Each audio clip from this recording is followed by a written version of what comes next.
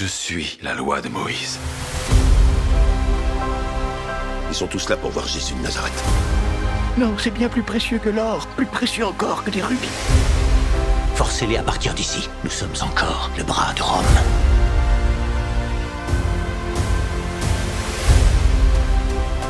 Celui qui entend les paroles que je dis là et les met en pratique est comparable à un homme prévoyant qui a construit sa maison sur le roc. Celui qui a des oreilles, qu'il puisse entendre. Bonsoir à toutes et à tous, soyez les bienvenus. Ce soir, on diffuse le 3e épisode de la saison 3 de The Chosen. Comment allez-vous? Salut Dani, comment vas-tu?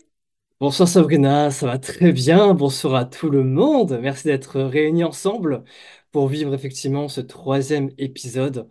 Et à tes côtés aussi Sabrina. Ah bah, je suis C'est trop ravie, cool. Dani. Connectez-vous, rejoignez-nous. Vous qui êtes à la maison, ce soir, c'est le 3e épisode. On a attendu un mois. Et d'ailleurs, merci, parce que vous étiez très nombreux lors de la diffusion du 2e épisode, lors de notre dernière émission. Merci pour vos réactions, vos commentaires. Ça fait toujours chaud au cœur de voir que The Chosen mobilise autant de monde. Et ce soir, on continue cette belle aventure, Dani.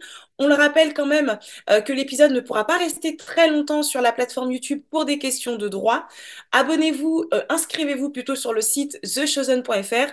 Vous aurez toutes les informations, toutes les actualités et bien sûr, vous pourrez regarder à nouveau les épisodes. C'est un peu ça. Donc là, on arrive au 3e épisode de la saison 3. Dani, c'est un épisode également très attendu. On poursuit cette saison qui s'intensifie de plus en plus, j'ai envie de dire.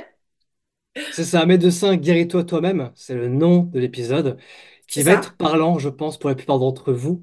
Et vous allez voir, on a quelqu'un qui va en plus pouvoir nous faire un décryptage là-dessus. C'est ça, Sabrina? Exactement, tu m'enlèves les mots de la bouche. Il s'agit effectivement du frère Paul Adrien. On le connaît, il est juste exceptionnel en matière de décryptage. On va donc lui laisser le plaisir tout simplement de nous contextualiser, de nous expliquer un petit peu vers quoi on se dirige dans ce 3e épisode. C'est donc parti pour le décryptage de Paul Adrien.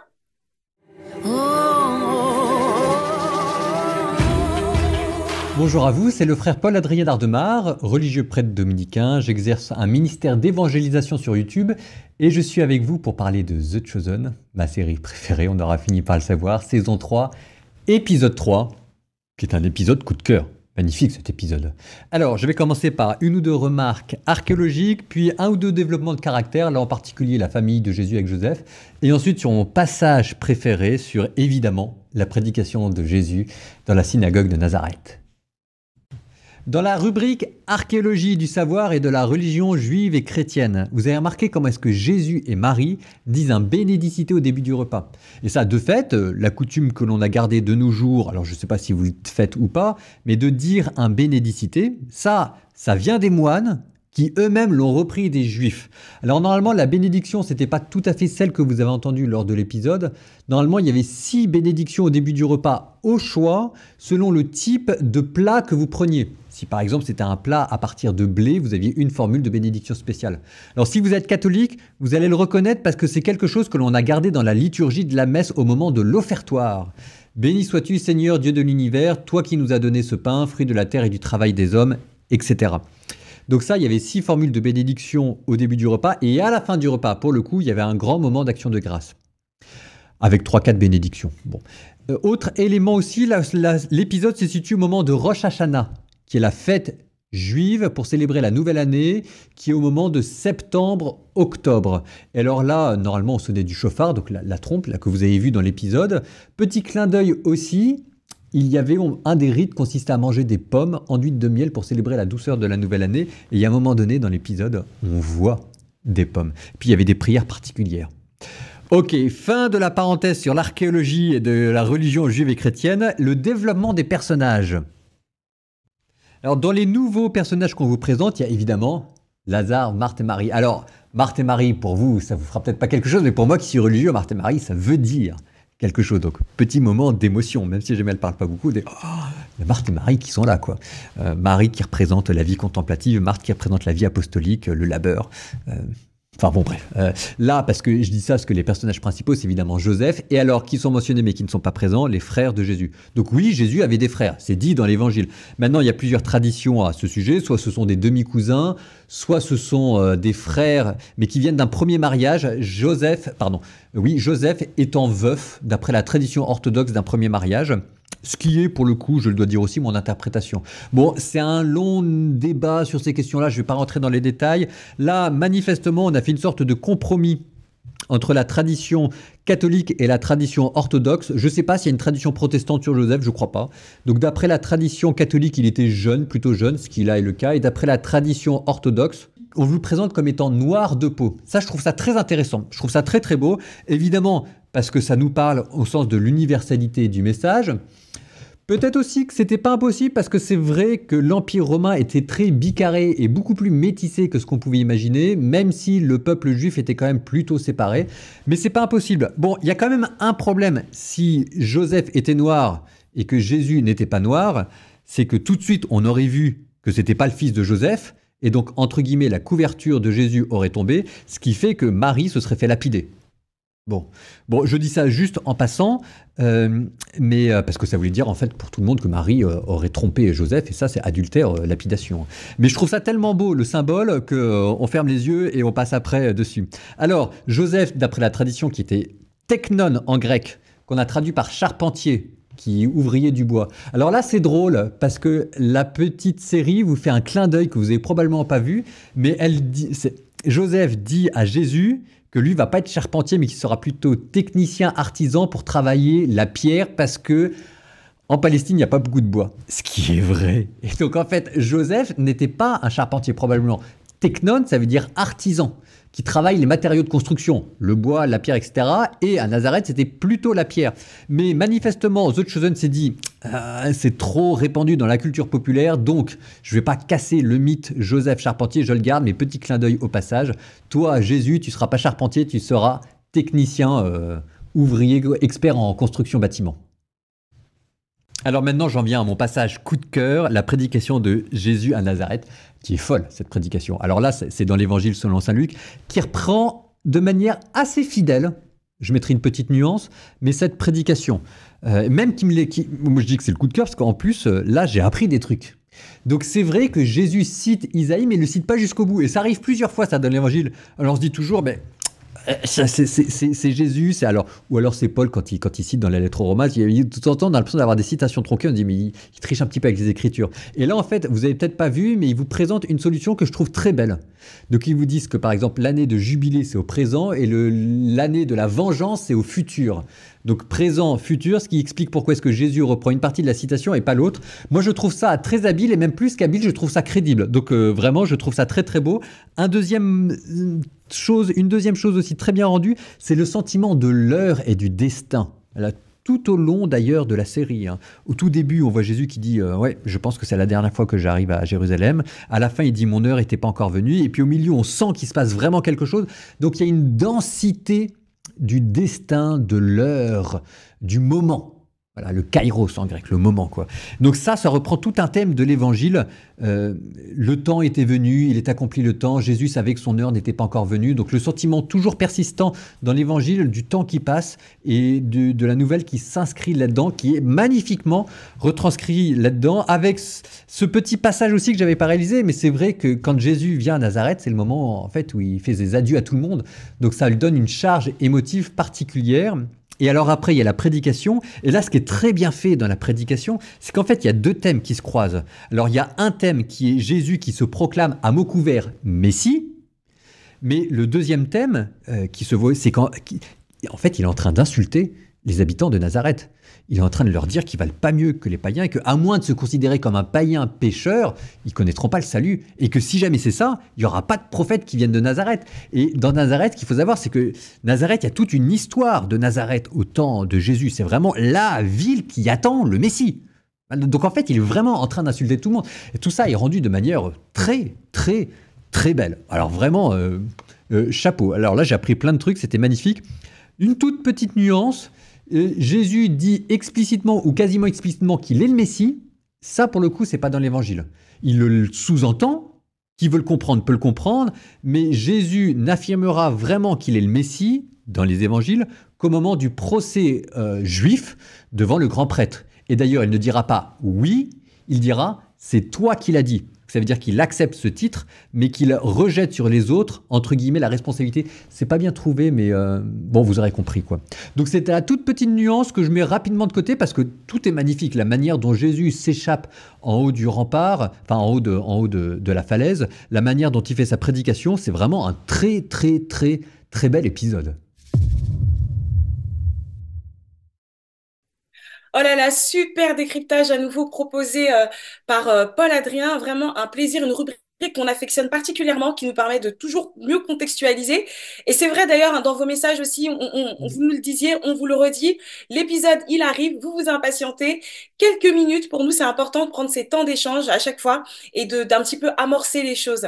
Tu en as pensé quoi, Dany, toi, de ce décryptage? Comme d'hab, hein, il le fait avec brio. Moi, la partie qui m'a le plus captivé, Oui, c'est là où il parle de Jésus. C'est pas oui, anodin parce qu'en ce moment, bah, j'ai un appel en fait que Dieu m'a donné pour la jeunesse. ouais. Dans mon ministère qui s'appelle le réseau Les Jeunes Choisis, Mhm, bah, je peux ressentir souvent du désarroi ou de la frustration. Là, je fais actuellement sur Marseille et les actions qu'on porte pour la jeunesse que nous menons, bah, elles sont pas forcément comprises par tout le mhm, monde. mhm. Et il peut aussi arriver que Dieu me demande de faire des choses qui sont difficiles à mettre en pratique. Et c'est justement ce que Jésus a vécu dans cet épisode-là. Quand il est dans la Complètement. paroisse et qu'il parle à tout le monde, on ressent par les émotions, par le non-verbal, que c'est pas facile. Mais complètement, je suis d'accord avec toi parce que dans cet épisode, finalement, Jésus, il est très humanisé. On le voit auprès des siens, dans sa famille, dans son environnement.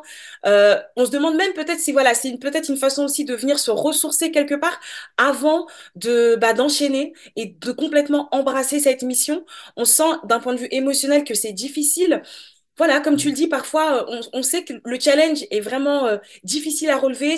On traîne un peu des pieds, mais on doit pour autant le faire. Ça fait partie de l'appel et on sent que les choses vont s'accélérer, que voilà, qu'il entre pleinement dans son ministère. Donc, d'un point de vue émotionnel, je suis d'accord avec toi. On est souvent confronté comme ça à des challenges et il faut le faire en fait, parce que c'est aussi pour ça qu'on a été appelé, qu'on a été choisi. Donc moi, cet épisode, il m'a beaucoup touchée en ce sens-là. Et ce qui m'a aussi beaucoup touchée, c'est comme tu dis aussi, hein, enfin, le côté aussi humain auprès de sa famille, auprès de Marie. Marie qui est un personnage central au sein de cet épisode.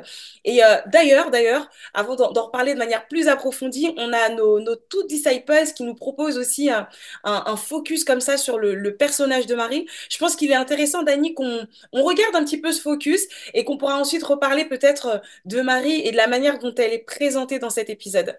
C'est parti pour les two disciples et ce focus sur le personnage de Marie.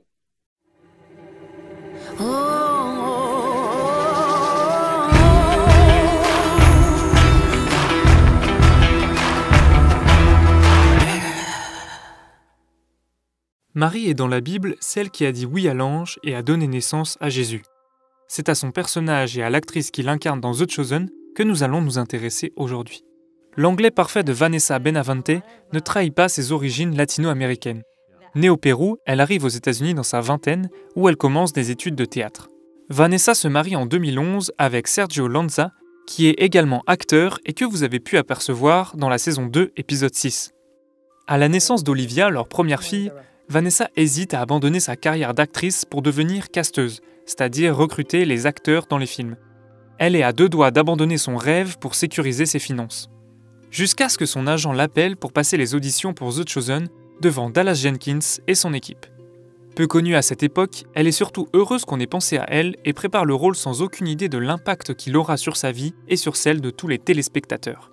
Vanessa est excellente pendant l'audition et vit les 5 jours les plus longs de sa vie en attendant d'être appelée. And I was like, what do I have to do to get a job?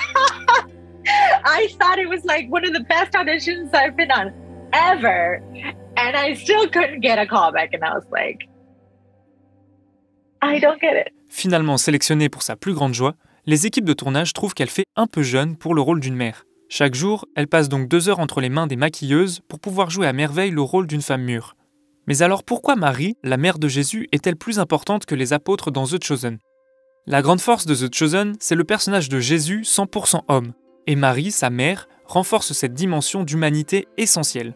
Même si elle est peu visible, Vanessa joue l'un des personnages les plus importants de la série.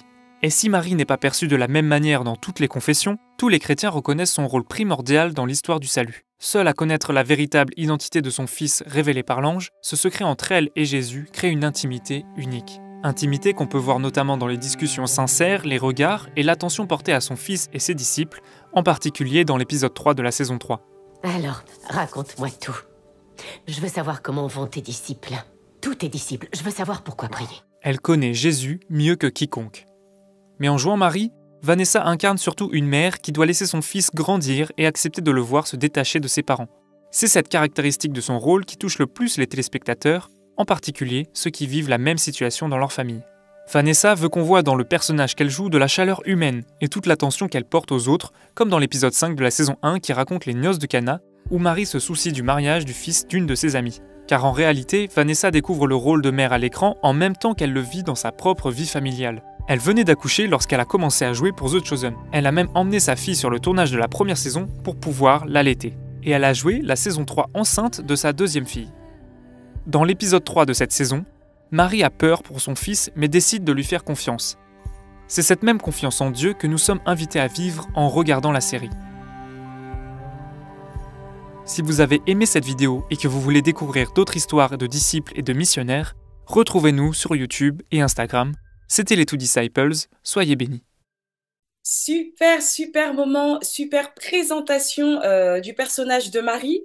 Effectivement, un personnage central et je pense que c'est d'autant plus pertinent parce qu'on sent aussi ses inquiétudes en tant que mère dans cet épisode. Moi, je suis maman et c'est vrai que je me suis beaucoup identifiée à elle aussi en me disant, mais c'est vrai, finalement, elle a dû ressentir toutes ces appréhensions, elle a dû être en prière pour son fils, mais malgré tout, on reste des humains, donc parfois la peur peut prendre le dessus puisque quelque part dans cet épisode, voilà, les choses s'accélèrent et elle comprend. D'ailleurs, il le lui dit, je ne reviendrai plus. C'est la dernière fois que je viens à Jérusalem. Donc, c'est très concret hein, pour elle, Dani. Ouais, c'est clair. C'est une belle présentation. J'aime bien parce que en regardant la vidéo, je vois que frère Paul Adrien, lui, se focus sur l'entièreté de l'épisode et les Two Disciples, eux, se focus sur une personne en particulier dans l'épisode. Je trouve que c'est bien complémentaire là-dessus.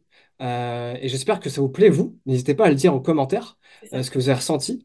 Plein d'anecdotes aussi dans cette vidéo par rapport à Marie qui, quand même, a accouché, enfin, au-delà de ça, a tenu un bébé pendant pas mal de temps, alors qu'elle tournait en même temps de Chosen.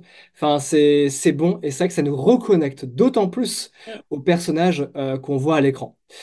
Ceci dit, on va quand même passer à quelque chose dont beaucoup, je pense, attendent. C'est la partie rubrique ambassadeur. Je pense que voilà, vous êtes plusieurs en France à nous aider là-dessus. Merci encore d'ailleurs de votre dévouement, de votre zèle. C'est vrai que ça nous porte beaucoup. Vous savez très bien aussi qu'on a passé à la saison 4, ça y est. Et en France, ça s'organise. En tout cas, côté de Chosen, on commence petit à petit à mettre les personnes à les connecter ensemble. Et c'est la raison pour laquelle, je pense que vous l'avez déjà vu, il y a des référents ambassadeurs en France. Du coup, on va en avoir 12 en tout. Sachant que chacun habite dans une région, forcément, vous devez avoir un référent dans la vôtre. Donc, si vous avez des questions, n'hésitez pas à contacter le référent. C'est très simple pour pouvoir le faire, parce que là, il va y avoir dans peu de temps des événements clés dans l'année. Les événements clés, c'est quoi? C'est Jesus Festival et le Congrès Mission. Peut-être qu'il y en aura d'autres, mais en tout cas, c'est ces deux événements qui, bah, forcément, The Chosen sera dessus. Si vous voulez participer de près ou de loin, n'hésitez pas sur thechosen.fr. Vous pouvez avoir la rubrique, enfin la rubrique, disons l'onglet ambassadeur, et vous pourrez rejoindre eh bien, un groupe WhatsApp de votre région avec lequel eh bien, il y aura forcément un référent qui pourra vous rediriger vers les bons services. Sinon, aussi, il y a l'adresse email qui peut s'afficher à quelque part dans le chat, ambassadeur ambassadeur avec un pluriel, thechosenfrance.org. Vous nous envoyez un mail et puis n'hésitez pas, voilà, si vous avez même des projets que vous voulez voir ou si vous voulez être sur Jazz Festival ou bien le Congrès Mission, n'hésitez pas à nous le dire, comme ça nous on peut vous mettre eh bien, dans l'organisation. Voilà. J'espère que ça va vous plaire. En tout cas, nous, on fait tous nos efforts pour qu'on puisse vous intégrer au maximum. C'est aussi ça, hein, The Chosen, c'est travailler ensemble, se connecter pour pouvoir faire avancer le royaume des cieux avec la série The Chosen. C'est super, franchement, la manière dont tu l'expliques, j'ai envie de devenir ambassadrice moi aussi, hein. Il n'est pas impossible qu'on me retrouve ambassadrice quelque part. Alors, on se donne rendez-vous, mais c'est surtout de voir finalement toute cette communauté qui se mobilise et qui utilise The Chosen comme cet outil d'évangélisation, cet outil finalement qui va permettre d'aller toucher les cœurs et de mobiliser. En plus, c'est intergénérationnel, ça parle à tout le monde, The Chosen. Donc vraiment, n'hésitez pas si vous êtes ambassadeur, si vous aimez la série, si vous voulez porter le message, que vous soyez jeune, moins jeune, c'est vraiment, il y a de la place pour tout le monde. Et je pense qu'effectivement, tout le monde peut tout simplement répondre à cet appel, vraiment. Exactement. Et vous savez, comme à son habitude, on a un moment spécial pour vous écouter. Et ça, faut participer si vous êtes zélé, que ce soit pour Dieu ou que ce soit votre passion de Chosen. On a à la fois la rubrique ambassadeur, comme je viens de la faire, mais aussi on a une émission, pas une émission, pardon, un moment, une réunion, ouais, je dirais ça, une réunion mensuelle, où en fait on vous invite et puis on peut se connecter ensemble, on peut se voir, ça c'est Mhm. beau, et constater que, eh bien, on avance chacun dans sa région. Voilà, donc Mm. n'hésitez pas à participer. Il y a toutes les informations sur le site de thechosen.fr. Merci beaucoup, Dani. Merci également à vous pour toutes vos réactions, vos messages, vos réactions, vos commentaires. On reste connectés. On va bien sûr passer à l'épisode numéro 3 dans quelques instants, mais on le rappelle, on reste également connecté sur le site web thechosen.fr. Inscrivez-vous pour recevoir toutes les actualités, toutes les informations. On parlait d'événements, mais voilà, il y a beaucoup de choses qui se passent et qui se mettent en place. Et l'idée de cette plateforme, c'est aussi finalement de s'échanger toutes ces informations et de pouvoir se mobiliser tous ensemble. On vous souhaite en tout cas un merveilleux week-end. On se retrouve le mois prochain pour l'épisode 4. Savourez cet épisode encore une fois entre amis, en famille, invitez du monde à la maison, faites une petite soirée The Chosen et profitez-en bien. N'est-ce pas, Dani? Effectivement, c'est le mois prochain, 20h30. N'oubliez pas, mettez-vous un rappel. Mettez la C'est ça. cloche aussi pour être notifié de toutes choses qu'on va faire. Et puis, hâte de se retrouver parce qu'on est ensemble. Exactement. Merci beaucoup. Passez une bonne fin de soirée et on se retrouve dans un mois. Restons connectés. À bientôt.